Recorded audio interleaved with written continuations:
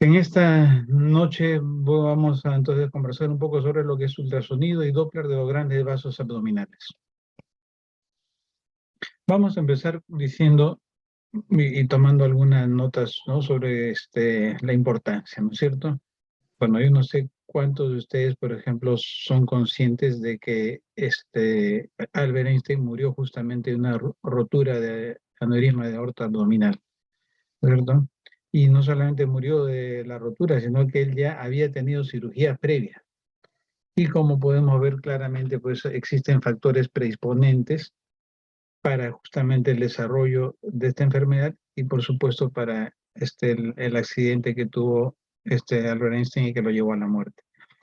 Básicamente no vamos a hacer una revisión fisiopatológica, pero hay que tener en cuenta que existen factores hormonales de por medio, factores inflamatorios, y el estrés oxidativo y el estrés también físico y orgánico que van a llevar a un debilitamiento y alteración de la pared de la aorta y entonces nos van a promover la aparición del aneurisma. ¿Qué vamos a desarrollar en esta charla? Bueno, primero una revisión anatómica de los vasos, una técnica de examen y patología frecuente. Eso va a ser lo que vamos a desarrollar ahora. Muy bien. Hay que recordar, bueno, algunos llaman esto la posición de Titanic, ¿no es cierto? O sea, hay que recordar que tenemos dos ejes principales, tanto el eje aórtico como el eje arterial y el eje venoso, que están superpuestos dentro de la cavidad abdominal en el retroperitoneo y que van a discurrir a lo largo de toda la cavidad abdominal, bifurcándose en un punto determinado. Y vamos a ver acá que estamos admitiendo a todos los colegas. Y están relacionados con distintos órganos. El vaso arterial sobrepuesto sobre el vaso o los vasos venosos, y sobre ambos hay que recordar que discurren muchas estructuras.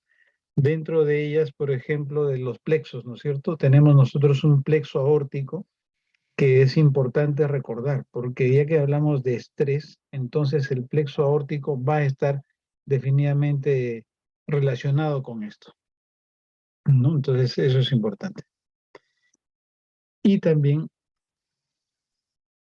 un poquito un repaso anatómico, ser conscientes. La aorta a nivel del abdomen emite muchas ramas, pero no todas las ramas las vamos a ver por ultrasonido diagnóstico. Entonces, vamos a ver solamente las principales, ¿no es cierto? La zona, la aorta, la vena cava y la región paraórtica, muchas veces es una zona que la olvidamos y se nos pasa a revisar. Y es una zona importante en el quehacer del médico y los que hacemos ultrasonido. A veces nos piden una exploración de abdomen completo o abdomen superior y examinamos muy bien todo, pero nos olvidamos justamente de revisar esto que es algo muy importante de esta región, porque hay mucha patología importante y que se nos puede presentar y que estamos obligados a detectarla. Simplemente para recordar entonces que tienen sus ramas, pero no solamente estamos las estructuras vasculares, sino también tenemos muchas estructuras adyacentes. Dentro de ellas, las más importantes, la red linfática paraórtica, ¿no es cierto? Que no podemos dejarlas de lado.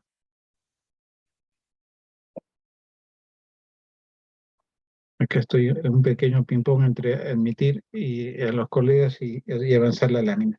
¿Qué vamos entonces a revisar? Y vamos a ir recordando.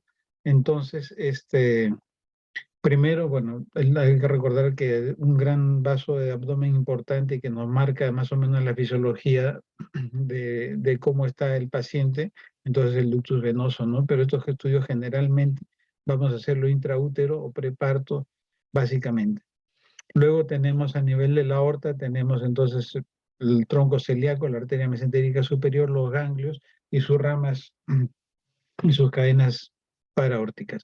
Luego la arteria hepática, las arterias renales, ambas, cada una con sus características. Cuando uno hace un estudio de rutina y una evaluación rutina de la aorta y región paraórtica, por supuesto no vamos a hacer un Doppler de arterias renales ni de arteria hepática, pero por lo menos lo importante es evaluar los orígenes, ¿no es cierto? Algo importante también que hay que recordar, muchos pensamos, por ejemplo, que el tronco el tronco celíaco es la primera rama que emite la aorta a nivel del abdomen, pero no es así. Hay que recordar que tenemos dos ramitas más superiores que son las ramas, las arterias suprarrenales. Después de las suprarrenales tenemos el tronco celíaco y a veces son visibles, ¿no es cierto? Importante ese dato.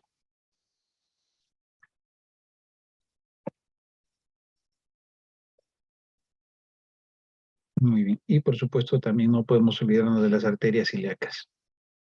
Entonces, para hacer un adecuado estudio y evaluación del de la aorta, en la medida de lo posible tenemos que tener algunos cuidados y alguna preparación. El paciente de preferencia tiene que estar en ayuno, por lo menos unas 6 horas.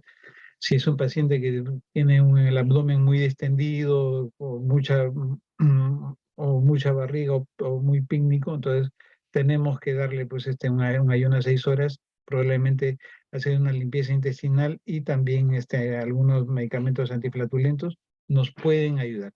No nos van a resolver la vida, pero nos van a ayudar. Algunas maniobras físicas, también como en la inclinación en decúbito lateral del paciente, también nos va de ser útil. Luego también hay que recordar que siempre la superficie de contacto, nosotros que hacemos ultrasonido necesitamos una superficie de contacto. Los pacientes que haces tenemos que evaluar un paciente operado de un aneurisma, un paciente que tiene un problema abdominal, muchas veces tiene apósitos grandes y entonces la superficie va a estar limitada. Entonces tenemos que ser conscientes que a veces tenemos que hacer un abordaje. Y para hacer un abordaje lateral o alterno, entonces vamos a tener que usar distintos transductores. De por sí tenemos que usar un convexo, que es el transductor de uso genérico a nivel abdominal, pero también podemos usar un sectorial, porque vamos a tener una ventana de ingreso mucho más corta y en las vistas laterales nos va a ayudar mucho.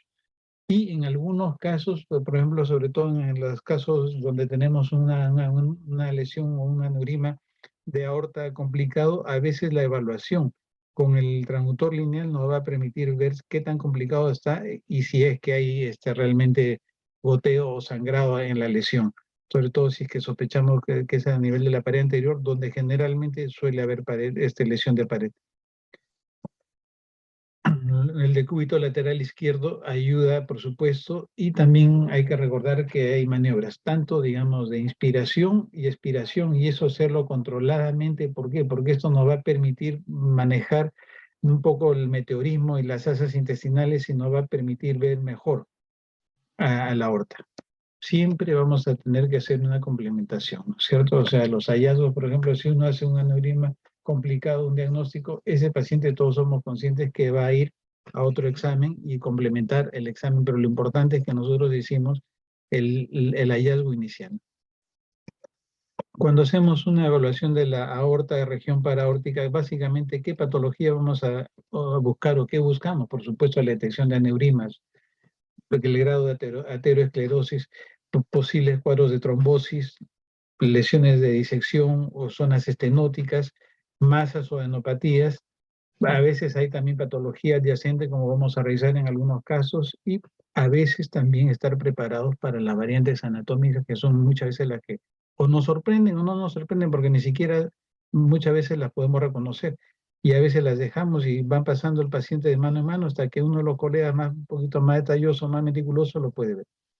Sobre la aorta abdominal, algunos datos anatómicos importantes, bueno, más o menos los diámetros que la literatura acepta para la parte proximal, es decir, poco antes de lo que sería el tronco celíaco, son más o menos 30 milímetros. Hasta 30 milímetros dice la literatura. Lo que no implica que todos tengan que tener 30 milímetros. De lo que yo he visto solamente es para un paciente ya grande o corpulento. Normalmente los diámetros de la aorta están alrededor hasta 25 milímetros, ¿no es cierto?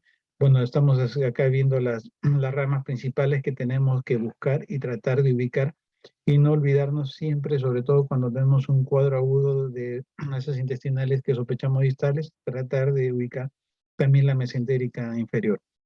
¿Qué cosa vamos a observar? Pues por supuesto, lo primero que vamos a buscar son las paredes. Acá estamos viendo claro, un caso o una toma de la aorta en sus dos segmentos, en el segmento superior e inferior, y ya estamos viendo cambios acá en el ejemplo que estamos poniendo. Otro dato importante que siempre tenemos que ver y no olvidarnos es el trayecto. Los cambios ateroscleróticos en las arterias producen alteración y tortuosidad del trayecto y eso debe ser debidamente reportado. Entonces es importante eso. Por supuesto, ser muy cautelosos en la evaluación de la luz, saber y tener la capacidad de manejar el equipo y ajustar la ganancia y los filtros y frecuencias para poder ver y valorar adecuadamente la luz que nos interesa, las superficies intimales y también las estructuras paraórticas, como estaba mencionando hace un momento. Acá un ejemplo, simplemente he tratado de unir en un solo barrido o en dos, perdón, imágenes paralelas. Entonces, la porción superior, vemos entonces la aorta. Estas pequeñas dilataciones son fisiológicas, mientras, y un dato importante, mientras la luz del vaso no excede más del 50% de la parte normal, no podemos hablar de aneurisma. Nosotros podemos hablar de aneurisma a partir del 50%, mientras, ¿qué cosa lo vamos a llamar? Una dilatación. Esto es simplemente una dilatación fisiológica. Este es fíjense, es un paciente joven, delgado, miren la capa de tejido subcutáneo, la parte del lóbulo izquierdo del hígado se ve bastante bien, miren en la parte distal. Entonces, sin embargo, entonces hay que tener cuidado también de no hacer sobrediagnósticos o mandar información que de repente puede alarmar innecesariamente al paciente. Y acá hacemos un barrido. Entonces, desde la parte superior vamos a la parte más alta. Tenemos que recordar que más o menos la aorta abdominal empieza entre D11 y D12, luego del hiato, ¿no es cierto? Luego el hiato diafragmático, y se extiende más o menos hasta la L4, donde se suele bifurcar. Entonces tenemos que hacer un barrido en ambos planos, como en los plano sagital que les he mostrado, y si podemos o tenemos áreas de sospecha, por supuesto hacemos el barrido y la verificación con Doppler color y también los barridos transversos, ¿no es cierto? Entonces vemos desde la parte superior, ¿sí? Siempre el tronco celíaco con sus dos ramas, la hepática y la esplénica, a veces también se suele ver la epigástrica, perdón, la gástrica izquierda. Y vemos también acá los dos vasos grandes, siempre en pareja, corren paralelos, la aorta y la vena cava. Y luego también podemos hacer un barrido ya más amplio y lento, en el que vamos viendo desde el tronco celíaco, vamos viendo la mesentérica superior que no va apareciendo, continuamos hasta ver las arterias renales. Acá se cortó, porque estaba admitiendo acá a los colegas para que puedan ingresar. Y es importante, entonces, como le mencioné, primero e inicialmente hacer un barrido. Este paciente que estoy viendo, acá estamos viendo un par, acá incluso, miren, vemos la arteria renal y se nos desbosa también la izquierda, la derecha y la izquierda.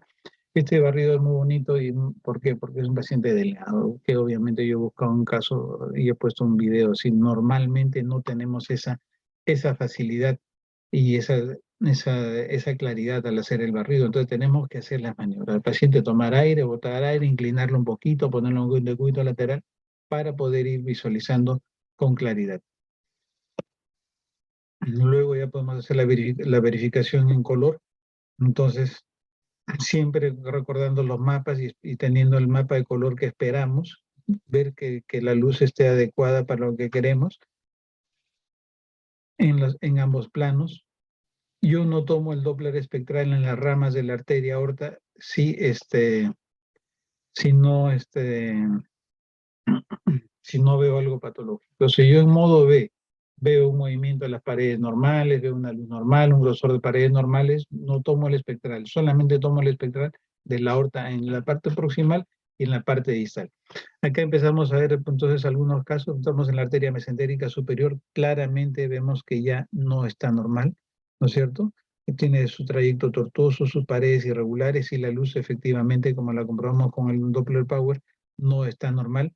Nos vamos con el Doppler color al punto de aliasing y vemos claramente un notorio incremento y una onda patológica no característica de la mesentérica superior, que tiene una onda espectral bifásica o trifásica como la misma aorta, ¿no es cierto? Acá vemos otro caso un poquito más interesante, en el que vemos en la mesentérica superior, y entonces vemos, miren, un doble flujo que ya se nos esbozaba en el modo B, pero entonces acá tenemos una disección de la arteria mesentérica superior y podemos ver el flujo el flujo verdadero y también luego hacer el paralelo en el falso flujo. Y por supuesto la resonancia magnética complementa y ve el tabique y la disección que nosotros ya estábamos viendo. Dos ramas importantes que no debemos olvidar siempre son las arterias renales. Entonces acá estamos viendo la mesentérica superior parcialmente y entonces vemos la luz de la aorta y las arterias renales que se nos esbozan tranquilamente. Acá este es un paciente más gordito, con más meteorismo, más contenido intestinal, pero entonces tenemos, y son fáciles de visualizar. En la parte del Doppler, y algo importante que hay que recordar sobre la aorta en la valoración del Doppler, es, bueno, el flujo de la aorta es un flujo alto, ¿no es cierto? Es un flujo de un volumen grande de sangre que entonces avanza como, digamos, cilíndricamente a través del vaso. No avanza elípticamente como un vaso o arteria más delgada, sino...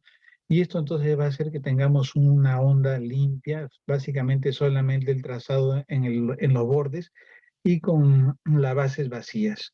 Entonces, si yo tengo bien preseteado mi Doppler, que en realidad ahora no lo tenemos que presetear porque ahora las máquinas, hasta la más chiquita, viene ya preseteada con su preset para abdomen o para aorta, entonces voy a tener una imagen similar. Siempre va a ser un flujo de alta resistencia, un pico diastólico intenso, perdón, sistólico intenso y una caída brusca, como estamos viendo. Acá no está esquematizado el flujo reverso, pero tenemos un flujo reverso que simplemente corresponde a las cavidades cardíacas y el flujo que tenemos en los movimientos del corazón. Y luego tenemos prediastólicamente el flujo nuevamente lento o prediastólico, que lo vamos a ver en la siguiente lámina. Entonces acá tenemos entonces una diástole brusca, una caída brusca, el flujo reverso y tenemos el flujo lento prediastólico. Esto lo tenemos que ver a todo lo largo, ¿no? A todo lo largo. Entonces, normalmente yo en una aorta no patológica, con características normales, yo mido en la parte superior y en la parte distal. Si que veo algo raro, me paso las ilíacas y si no, continúo. Luego el flujo a nivel de la vena cava inferior es distinto. Bueno, hay que recordar que va paralelamente a la vena, a la arteria aorta, un poco posteriormente ubicada, y va más adyacente a la columna. Surge de la anastomosis de las dos venas ilíacas. La ventana, el hígado es una ventana acústica muy interesante y muy importante, como vamos a ver luego en, en los casos. Es siempre compresible, es un dato importante. Y su movimiento característico en bandera también hay que recordar. La vena ilíaca tiene que ser es un vaso compresible y que a la vez tenga su clásico movimiento en bandera, que es un movimiento ondulante continuo, ¿no es cierto? Sus ondas, como estamos viendo acá, son unas ondas bifásicas. Las ondas de la sístole y diástole de la aurícula nos van a trazar generalmente un doble pico y luego tenemos un flujo reverso. Esto cuando lo tenemos bonito en la parte del epigastrio, o si no en la parte baja, donde no tenemos mucho meteorismo. Pero como vamos a ver también, esta onda tan bonita pues son de libro, no siempre estamos tan calibrados. Entonces en la vena cava inferior, bueno, acá les estaba más o menos tratando de mostrar, miren el flujo y el movimiento típico en bandera. Bueno, acá estamos con la anastomosis de las venas suprahepáticas izquierdas y se nos goza un poquito el flujo de la vena porta. Entonces, para hablar un poco ya de aneurismas, hay que recordar que siempre vamos a llamar aneurisma cuando hay una dilatación más del 50% del vaso. O sea que si el vaso, por ejemplo, tiene 20 milímetros de diámetro, en la porción normal tiene que tener 30 o más para empezar a hablar de aneurisma.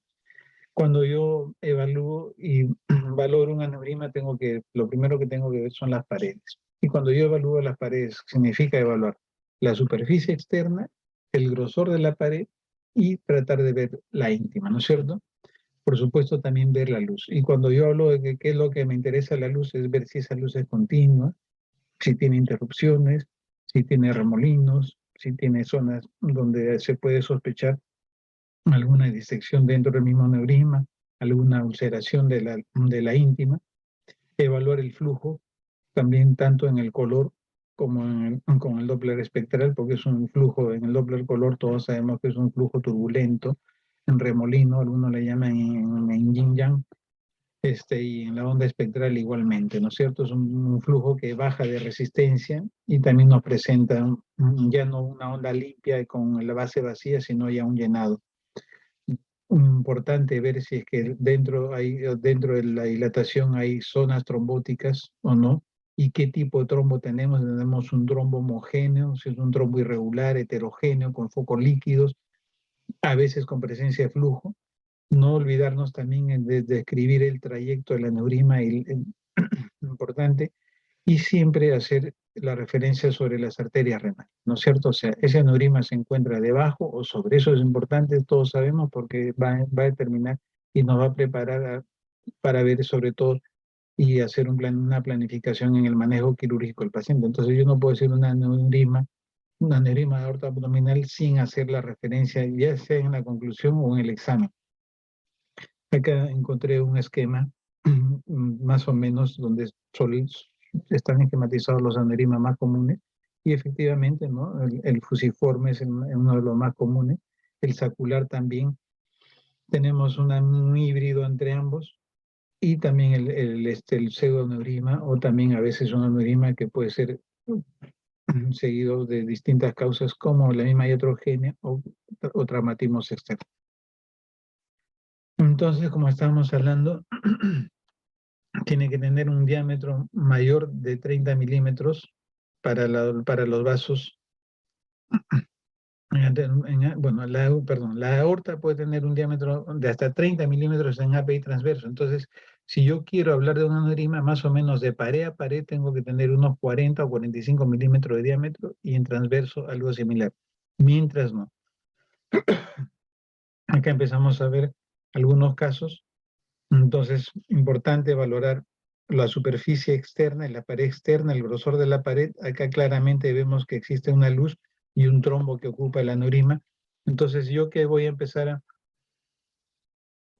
decir primero si es un aneurisma ubicado distalmente, a nivel de la bifurcación, antes de la bifurcación, a la altura o no de las arterias renales, o previa a las arterias renales, sus diámetros mayores. Si es que es un aneurisma irregular, puedo dar el diámetro proximal y el diámetro distal, decir cuál es la pared comprometida, si es que está comprometida con un trombo, y la luz permeable, dar los diámetros tanto del aneurisma completo como de la luz permeable y el espesor de la zona trombótica. Y por supuesto, medir también la extensión. Este aneurisma, por ejemplo, tiene una extensión de 75 milímetros. Mide tanto por tanto, la luz permeable es tanto y el espesor de la zona afectada o trombótica es tanto. El trombo es homogéneo, de superficie regular, presenta cavidades, septos, sacos lacunares. Eso es en la vista longitudinal, y en la vista transversa, que tenemos otro caso en el que estamos viendo ya una luz más pareja, más regular, simplemente es una aneurisma fusiforme. Entonces estamos viendo en el Doppler espectral el flujo en remolino, ¿no es cierto? En yin yang. Ya no tenemos una sístole alta, porque automáticamente se nos cae en la onda espectral. ¿Por qué? Porque tenemos un pasaje de una luz determinada al doble de diámetro. Entonces tenemos que tener una caída definitivamente de la resistencia y de la velocidad de flujo, ¿no es cierto? Muy bien. Salvo que tengamos una estenosis intraaneurismática por la presencia de un trombo.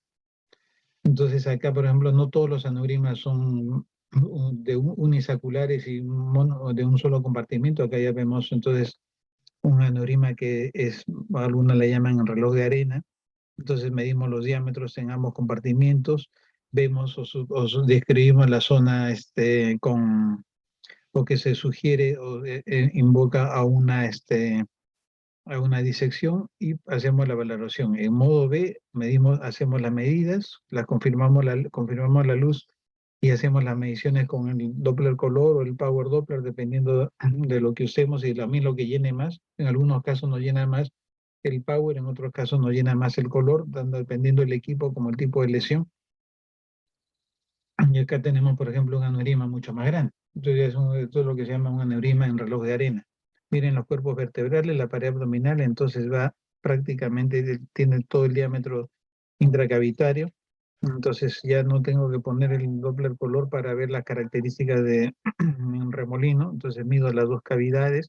Veo, miren, esta cavidad, la mayor, la más proximal, está completamente permeable. La superficie interna, el borde superior está completamente regular. No veo ningún defecto, pero en la segunda cavidad sí ya vemos que sí hay una imagen trombótica y lo podemos ver y verificar con el Doppler color.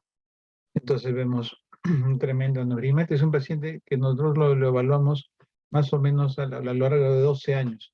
12 años no varió prácticamente el diámetro, se mantuvo así desde por lo menos desde que yo lo vi y con esas características. Un hombre delgado.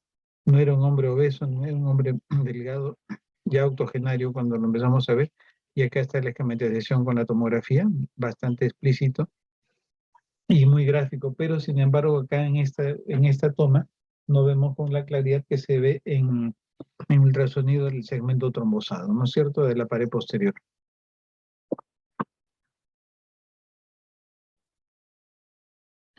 Acá tenemos otro caso de un aneurisma, entonces acá miren lo que les comentaba, ¿no es cierto? Entonces vemos, es un corte transverso, por supuesto, es un aneurisma distal, entonces vemos los bordes parejos, pero ya vemos que la parte trombosada, si bien, entre comillas, a este nivel tiene la íntima regular, pero ya es un aneurisma heterogéneo. Y hay que describirlo, que se presentan esos sacos venosos. ¿Y por qué hay que describirlo? Porque todos sabemos que esto es similar o significa destrucción de tejido, debilidad de pared, y entonces son pacientes con candidatos a eventos más complicados, ¿cierto?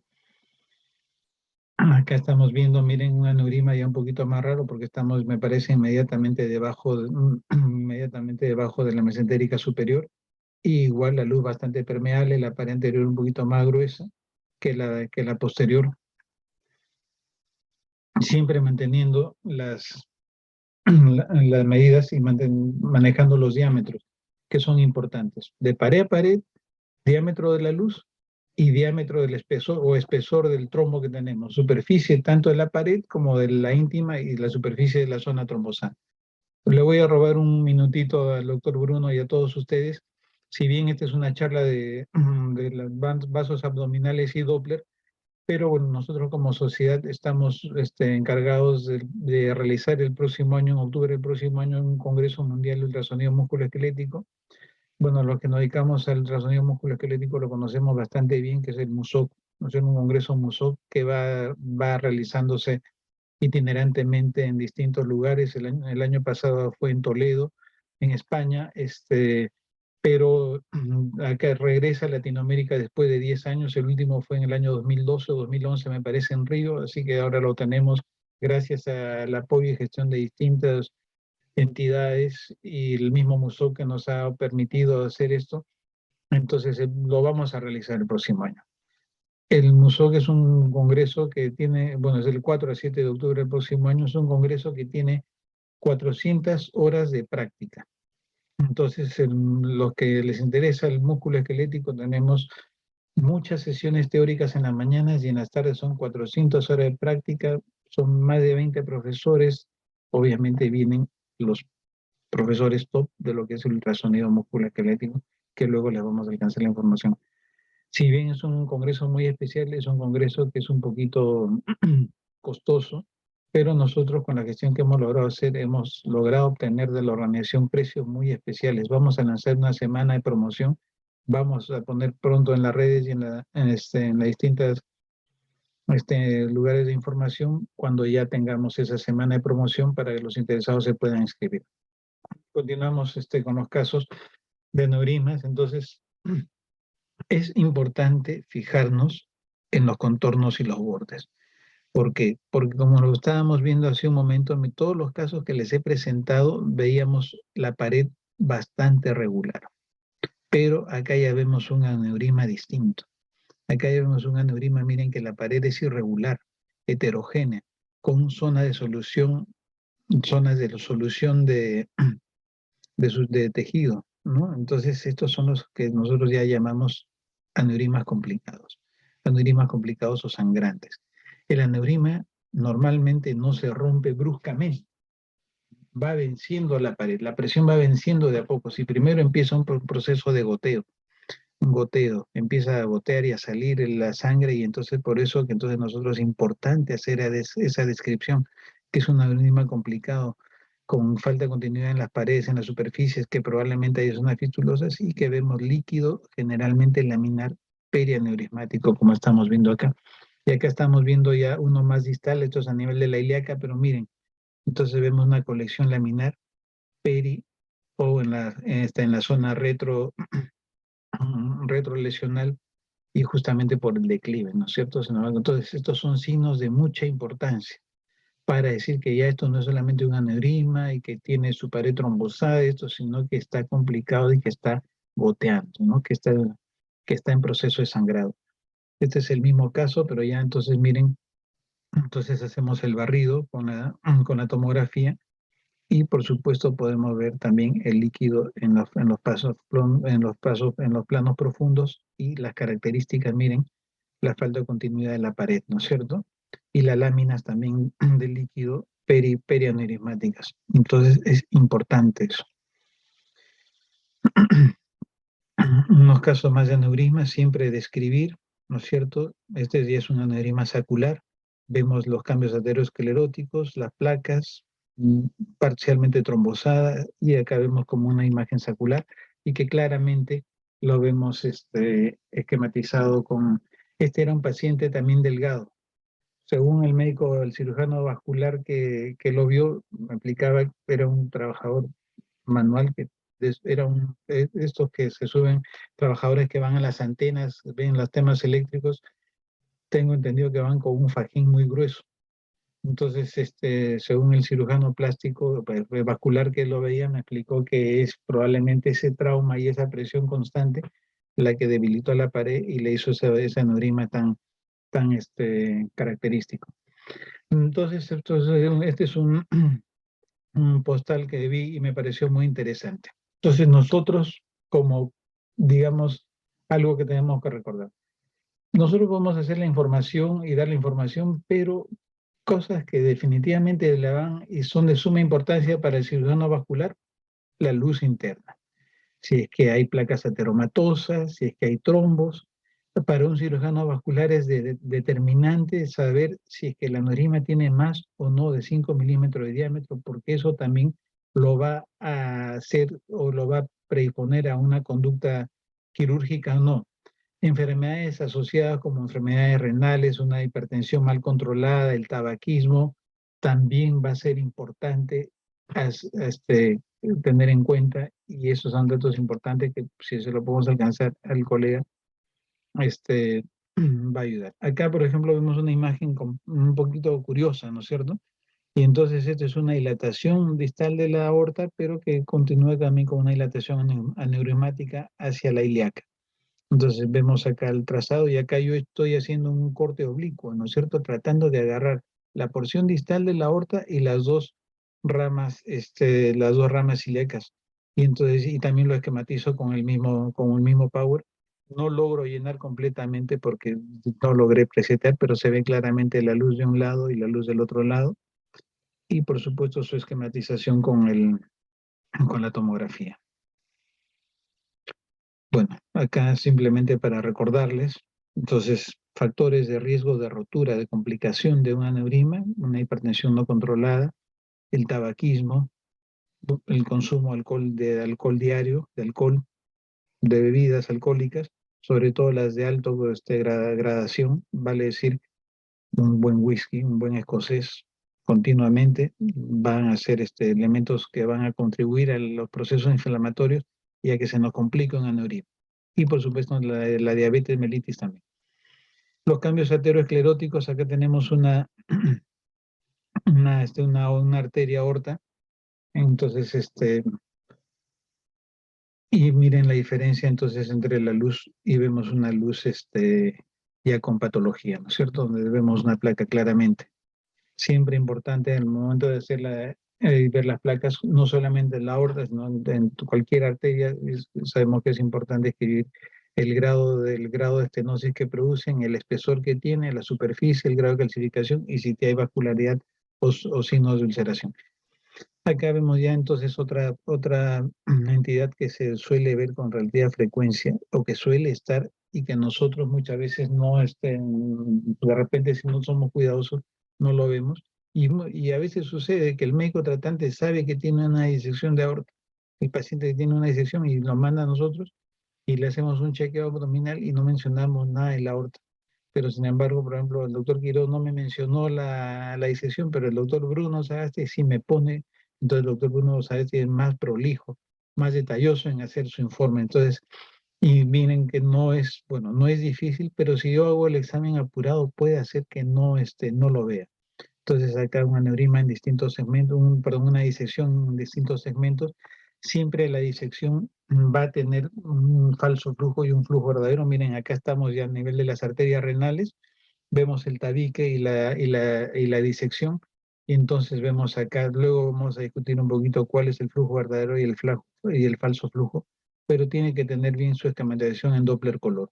Acá tenemos una disección un poco más pequeña, más simple, en una porción más superior de la aorta, ¿no es cierto? Y que hace el flapping, ¿no? Y característico. No siempre vamos a ver una disección como esta, ¿no es cierto? Esta es una tremenda disección que prácticamente comprometía toda la aorta, miren.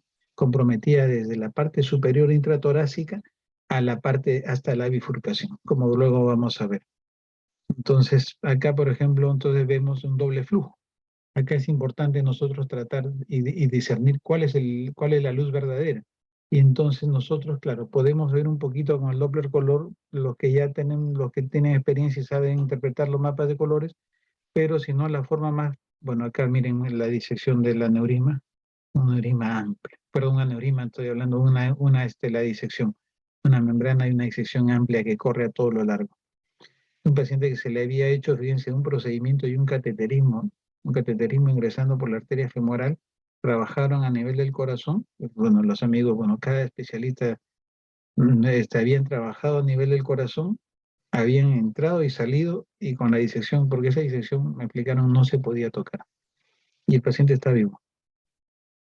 Acá, miren, entonces acá las disecciones no siempre son grandes, hay que ser muy cuidadoso al momento de observar, y acá acá está en la porción proximal, el punto de entrada y la porción distal, donde se nos arremolina. Y acá, claro, se ve mucho mejor el flujo laminar homogéneo de la luz verdadera y el flujo falso, de la falsa luz, ¿no es cierto? Y también por la direccionalidad del flujo, pero podemos tomarle,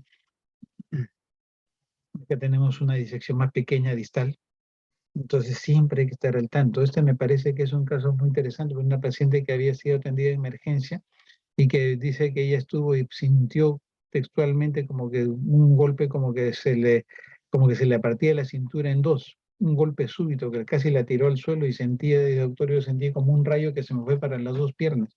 Y entonces había hecho la disección, pero obviamente a veces en emergencia, primero fueron para la parte ortopédica, ¿no? Primero tomaron las placas, el rayo X para ver columna, y había sido una disección de aorta. Bueno, lo que les comentaba, entonces es fácil de detectar entonces la luz verdadera y la luz falsa. Acá estamos con el cursor en la luz verdadera y tenemos la onda limpia. Entonces sí, en la luz falsa, y tenemos por supuesto un flujo irregular turbulento. Acá una disección pequeña, pero muy rápido, miren. Entonces, no todas las disecciones tampoco son tremendas. Acá solamente tenemos parcialmente un llenado, una disección parcial. Entonces tenemos que ser cuidadosos en describir el tamaño, de dónde a dónde va la disección, qué pared abarca y también igual la altura. Si es que solamente es distancia, entonces es importante ser descriptivos con eso. Acá esto ya no es una disección, sino también y suele presentarse, entonces ya el manejo quirúrgico, ¿no es cierto? Ya cuando el cirujano tiene el aneurisma y es un aneurisma complicado por el tamaño, decide operar, entonces colocan la endoprótesis, ¿no es cierto? Entonces nos mandan y nos envían los pacientes para el control. ¿Y qué es lo que le interesa al cirujano? Lo mismo que les mencioné, es ver que las paredes estén correctas, que la endoprótesis tenga un flujo parejo, laminar, homogéneo, y que no haya colecciones perilesionales o perianeurismáticas que indicarían algún tipo de complicación. Esto es, por ejemplo, también, a ver, una imagen curiosa, porque acá, miren, vemos la aorta, vemos detrás de la aorta, no es la vena cava, sino había una pequeña elevación, me parece a mí, de lo que serían los tejidos de la dura madre, y una pequeña masa, miren, una pequeña masa, pero ya no es vascular, pero está en la zona paraórtica y me parece más o menos detrás de lo que es la vena cava. Entonces, todo este tipo de hallazgos podemos hacerlo, porque entonces uno envía esta información, si yo tengo cuidado y hago el examen de la región paraórtica, puedo encontrarme cosas así. Entonces este paciente va a resonancia o a tomografía, hacen la prueba, comprueban el hallazgo, mejoran el diagnóstico, pero todo salió simplemente de una ecografía que pasó el dato. Este es un caso de una vena cava. Entonces miren, una vena cava que claramente está dilatada, ¿no es cierto? Pero acá la dilatación yo no la noté por la vena cava en sí, sino por las venas suprahepáticas, porque miren el grosor y el calibre de estas venas suprahepáticas. Un paciente que, bueno, había tomado, creo, en exceso líquido, ¿no es cierto? Una cámara gástrica demasiado llena, pero pese a eso, miren el diámetro de las suprahepáticas, pero también, bueno, tenía un poquito, bueno, era operado un poquito de dilatación del colédoco, pero entonces esto a mí me hizo ver, y era una vena cava dilatada y que había perdido un poquito su movimiento característico. Entonces, siempre una dilatación de la vena cava con pérdida de movimiento, hay que ver si la luz está permeable. Ahora, si obviamente vemos dilatación también de las ramas y de las venas hepáticas, por supuesto, entonces vamos a ver que el problema está ya intratorácico, probablemente de bomba, ¿no? Pero es importante reportar para que el manejo, el paciente y el médico sepa, pues porque a veces no están notificados o no saben que todo está haciendo algún tipo de problema de bomba y que está repercutiendo ya en la parte vascular abdominal. Las variantes anatómicas ocurren. Acá, por ejemplo, miren, tenemos la aorta y vemos una vena cava izquierda persistente, grande, la otra casi atrófica, entonces se presenta. Entonces hay que estar al tanto y estar prevenidos de que puede aparecer estas variantes. Estos son casos raros, pero se nos pueden presentar. Hay más variantes, como vamos a ver. Acá, por ejemplo, este es, este es un caso, miren, estamos haciendo una evaluación de la vena cava y vemos el flujo. Entonces vemos el mismo paciente y dos segmentos de la vena cava. Entonces vemos en uno, miren, un flujo prácticamente plano, monofásico. Y un poquito más proximal, donde ya vemos un poquito de aliasing, vemos que es más o menos se restablece el flujo. Yo no sé si alguno de los colegas presentes querrá dar alguna sugerencia. Entonces es importante valorar eso, ¿no? Entonces el Doppler espectral, porque este es un paciente que vamos a ir avanzando y vemos, miren, entonces miren, vemos una vena cava y ven dentro de la vena cava vemos la pared un poco irregulares y vemos unas imágenes lineales, ¿no es cierto? Lineales con hiperrefringencia, corresponde a un filtro, ¿no es cierto? Un filtro de trombo, el filtro de trombo se pone en la vena cava superior, entonces es importante que y entonces como acá la vena no tiene el movimiento, el desplazamiento normal, por supuesto la onda espectral no nos da el flujo característico. Entonces hay que estar prevenidos, porque estos son filtros justamente de trombos, entonces estos filtros están, su fin es retraer una paciente que, bueno, diabética, amputada de uno de los miembros inferiores, que ya había hecho cuadro de trombosis y entonces presentó ahí el filtro, ¿no es cierto? Y miren, la función del filtro está cumpliéndose, ¿no? Porque miren, acá podemos ver y esbozar un poquito de ya de imágenes sugerentes de trombos, ¿no es cierto? El mismo ejemplo, pero un poquito más distal. No cortó acá el video, muy bien. Entonces, hay distintos modelos de filtros. El que estamos viendo me parece que es este modelo en el que simplemente va tipo cono y una malla y entonces va haciendo la factor, pero hay distintos tipos. Acá vemos ya un caso diario también, miren, la vena cava trombosada, ¿no? El trombo está bastante claro, pero miren, acá la imagen lineal hiperrefringente es la que nos da y nos alerta. Bueno, acá vemos las patitas muy delgadas, porque esta es una mallita nada más, pero vemos las patitas y entonces un trombo retenido justamente a nivel del filtro.